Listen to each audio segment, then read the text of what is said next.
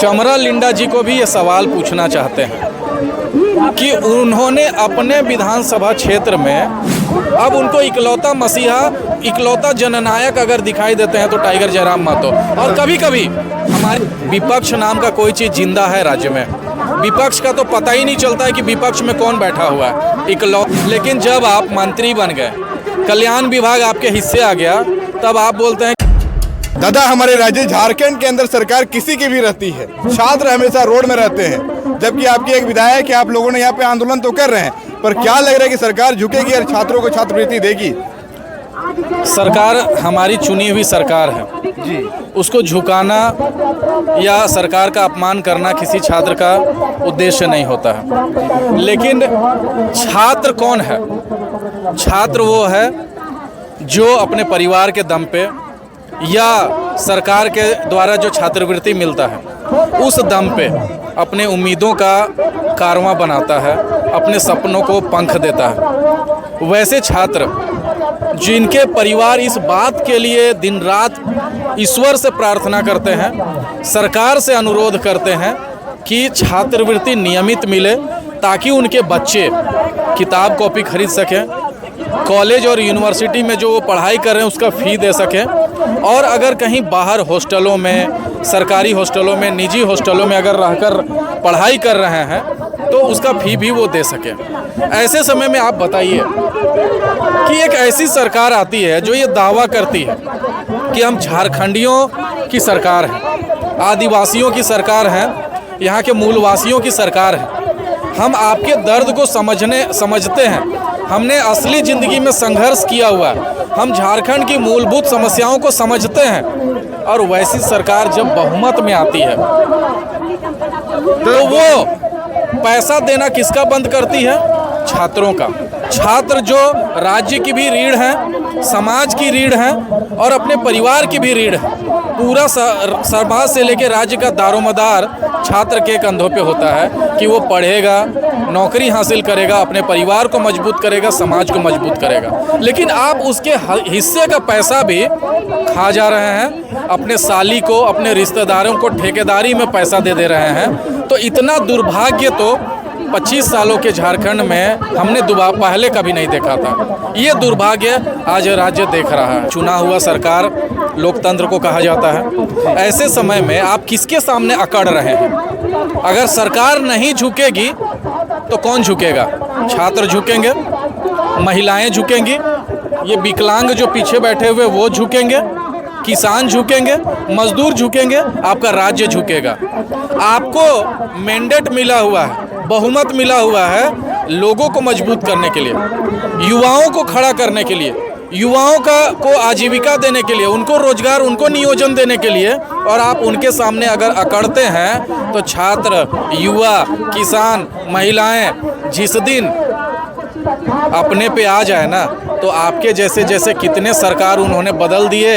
सत्ता परिवर्तन का पुराना इतिहास रहा है कि जब जब छात्र बोला है राज सिंहासन डोला है। तो आप छात्रों को कुरेदने का काम कर रहे हैं, आप युवाओं की हकमारी करने का बात कर रहे हैं। तो आपकी अकड़ और आपका घमंड जो है हम लोग ख़त्म करने का काम करेंगे 2029 में, और बहुत ज़्यादा समय नहीं है। तो चमरा लिंडा जी का, कल्याण मंत्री जी का एक बयान आया था कि सेंट्रल गवर्नमेंट हम लोगों को पैसा नहीं दे रही है, जिसके कारण छात्रवृत्ति लटका हुआ है। जैसे ही सेंट्रल गवर्नमेंट से पैसा आएगा हम तुरंत छात्रों को जो है स्कॉलरशिप दे देंगे। और मंत्री जी ये भी बोले थे कि जो ST SC बच्चे हैं उनका पैसा है राज्य सरकार के पास, पर जो OBC छात्र हैं उनके पैसे अभी सेंट्रल गवर्नमेंट नहीं दे रही है। तो आप लोगों को क्या लगता है कि सेंट्रल गवर्नमेंट आखिर पैसा क्यों नहीं दे रही है स्टेट गवर्नमेंट को? अच्छा, हमको ये बताइए, और हम आपके चैनल के माध्यम से चमरा लिंडा जी को भी ये सवाल पूछना चाहते हैं कि उन्होंने अपने विधानसभा क्षेत्र में जो पहली बार चुनाव जीता तो क्या क्षेत्रवासियों के दम पे जीता? क्या उनको वहाँ पे चुनाव किसने जिताया था?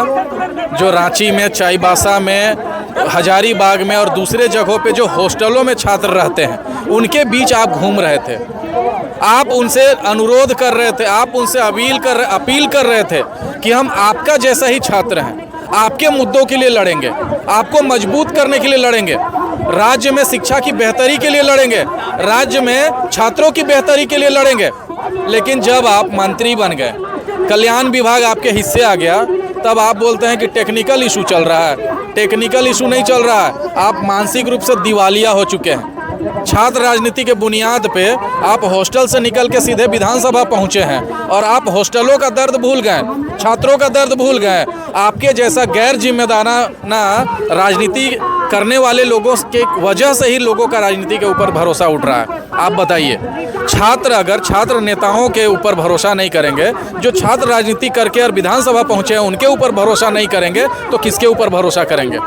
जो सिल्वर स्पून, जो चम्मच, चांदी का चम्मच लेके जो नेता पैदा होते हैं उनके ऊपर भरोसा करेंगे क्या? आप छात्रों के लिए आप इस तरीके का बयान देते हैं कि टेक्निकल इशू की वजह से आपको छात्रवृत्ति नहीं मिल रहा है। राज्य का दुर्भाग्य है। हमें शर्म आती है कि चमरा लिंडा अपने आप को छात्र नेता कहते हैं और छात्र राजनीति की उपज बताते हैं। जिस प्रकार से आंदोलन छात्रों के स्कॉलरशिप, नया एग्जाम कैलेंडर जारी करने को लेकर के और विभिन्न मांगों को लेकर, स्थानीय नीति, नियोजन नीति को लेकर के आप लोग लगातार धरने प्रदर्शन पे आते हैं, मार्च करते रहते हैं, आजसू भी करती रहती है, पर भाजपा आप लोग के जैसे कड़ा प्रहार स्टेट गवर्नमेंट के ऊपर नहीं करती है। इसको कैसे देखते हैं? अंदर अंदर कुछ खिचड़ी बन रहा है क्या? अभी जो वर्तमान 1-1.5 साल का जो कार्यकाल आप देख रहे हैं राज्य सरकार का, विपक्ष नाम का कोई चीज़ जिंदा है राज्य में? विपक्ष का तो पता ही नहीं चलता है कि विपक्ष में कौन बैठा हुआ है। इकलौता पार्टी सिर्फ 1 सीट पे चुनाव जीता हुआ है, डुमरी से। इकलौते नेता टाइगर जयराम महतो हैं। इकलौती पार्टी जेल के है जो किसानों की भी बात कर रही है, जो मजदूरों की बात कर रही है, जो विकलांगों की बात कर रही है, जो छात्रों की बात कर रही है। पूरे राज्य का जो जनहित का मुद्दा है, जो आम आदमी के हक और हुकूक की बात है, उसका पूरा बीड़ा जयराम महतो ने उठाया हुआ है। पूरा झारखंड के हम लोग पार्टी के समर्पित लोग हैं, लोग हमें पहचानते हैं, जानते हैं।